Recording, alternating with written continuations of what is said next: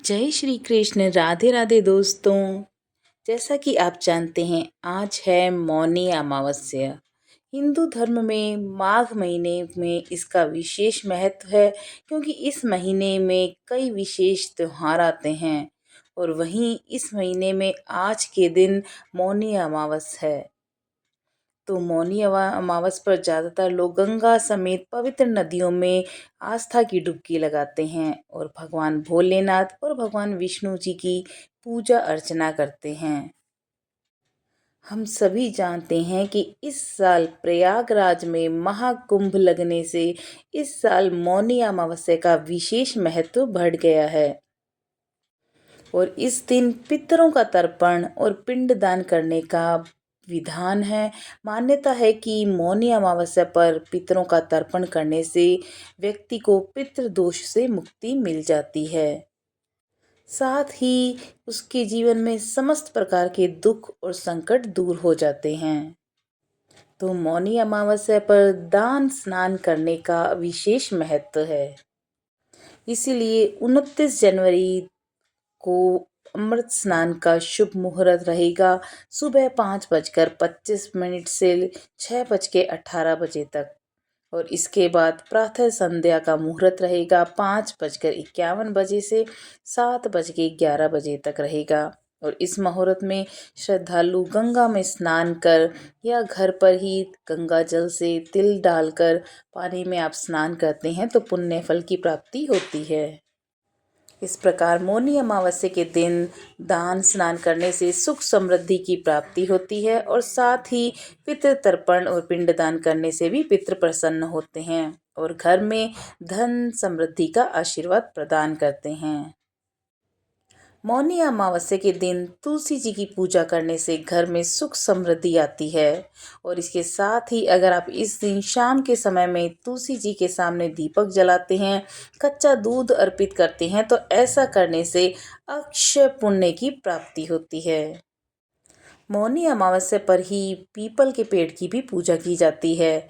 तो ऐसा माना जाता है कि मौनी अमावस्या के दिन पितृ धरती पर आते हैं। और ऐसे में अगर आप इस दिन पीपल के पेड़ की पूजा करेंगे, उसके नीचे सरसों का दिया जलाएंगे, तो ऐसा करने से आपके पितरों की कृपा आपको प्राप्त होगी। इसके साथ ही पितृ दोष से भी मुक्ति मिलेगी और साथ ही सभी कष्टों से छुटकारा मिल जाएगा। मौनी अमावस्या पर आप भोलेनाथ के 108 नामों का उच्चारण कर सकते हैं, गायत्री मंत्र की माला जप सकते हैं और घर में हवन पूजन जरूर कीजिए। इससे घर का वातावरण पवित्र और शुद्ध बनता है। मौनी अमावस्या पर आप ओम पितराय नमः, ओम श्री पितृदेवाय नमः, ओम श्री पितृभ्य नमः, इस तरह से पितरों के आप मंत्र करते हैं तो पितर बहुत ज़्यादा प्रसन्न होते हैं। तो इस साल बन रहा है त्रिवेणी योग। वैदिक ज्योतिष के अनुसार मौनी अमावस्या पर इस बार जो मकर राशि है उसमें एक साथ सूर्य, बुध और चंद्रमा विराजमान होकर त्रिवेणी योग बना रहे हैं। और इसी के साथ इन सभी पर गुरु की नवीं दृष्टि भी रहने वाली है। साथ ही इस दिन शुक्र ग्रह मालवीय राजयोग भी बना रहे हैं, तो ये बहुत ही शुभ संयोग बन रहा है। इस तरह माघ महीने की अमावस्या इस साल बहुत ही खास होने वाली है, क्योंकि इस अवसर पर महाकुंभ का तीसरा अमृत स्नान किया जाएगा। और कहा जाता है कि अमृत स्नान करने से साधक को सभी पापों से मुक्ति मिल जाती है और जन्म जन्मांतरों में मोक्ष की प्राप्ति होती है। क्योंकि मौनी अमावस्या के दिन गंगा का जल अमृत के समान हो जाता है और इस दिन गंगा में स्नान मात्र से साधक को सभी पापों से मुक्ति मिलने के साथ साथ मृत्यु के बाद साधक जन्म मरण के बंधन से मुक्त होकर मोक्ष को प्राप्त करता है। इसलिए मौनी अमावस्या को गंगा स्नान के लिए उत्तम दिन माना गया है। वहीं आप घर पर भी स्नान के पानी में थोड़ा सा गंगा जल मिलाकर अगर स्नान करते हैं तो ये भी बहुत शुभ फल की प्राप्ति होती है। इसके बाद सूर्य देव को अर्घ्य दें और उसके बाद भगवान विष्णु और महादेव की विधिवत पूजा अर्चना करें। विष्णु जी के मंत्र ओम नमो भगवते वासुदेवाय नमः की 1 या 3 माला कर सकते हैं। ओम नमो नारायणाय नमः की भी आप माला कर सकते हैं। तो विष्णु देवता की जो भी मंत्र हैं आप उनकी पूजा अर्चना या माला जप सकते हैं। पूजा के बाद काले तिल का दान अवश्य करें, क्योंकि तिल का दान करने से शुभ फल की प्राप्ति होती है।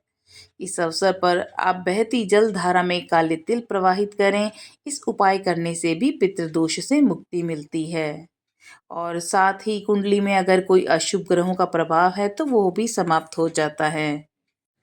अगर आप कुंडली में शुभ ग्रहों को मजबूत करना चाहते हैं तो मौनी अमावस्या के दिन गेहूं, चावल, सरसों, बाजरा, मक्का, ज्वार, दाल आदि चीज़ों का भी दान कर सकते हैं। अन्न का दान करने से कुंडली में शुभ ग्रह मजबूत होते हैं और चावल का दान करने से कुंडली में चंद्रमा और शुक्र मजबूत होता है। दाल और मक्का का दान करने से गुरु मजबूत होता है, जिससे आपकी आर्थिक स्थिति और मजबूत होती है। वहीं गेहूं का दान करने से मंगल ग्रह मजबूत होता है और साथ ही मंगल दोष से भी छुटकारा मिल जाता है। अगर आपके जीवन में कोई दुख है और उसे छुटकारा पाना चाहते हैं तो इस दिन आप गर्म वस्त्रों का या किसी भी प्रकार के वस्त्र का दान कर सकते हैं। आप चाहें तो कंबल का दान कर सकते हैं। इसके अलावा पहनने के लिए कपड़े, जूते, चप्पल आदि का भी दान कर सकते हैं। साथ ही धन का भी आप दान कर सकते हैं, क्योंकि इस दिन इन चीज़ों का दान करने से जगत के पालनहार भगवान विष्णु की विशेष कृपा बरसती है।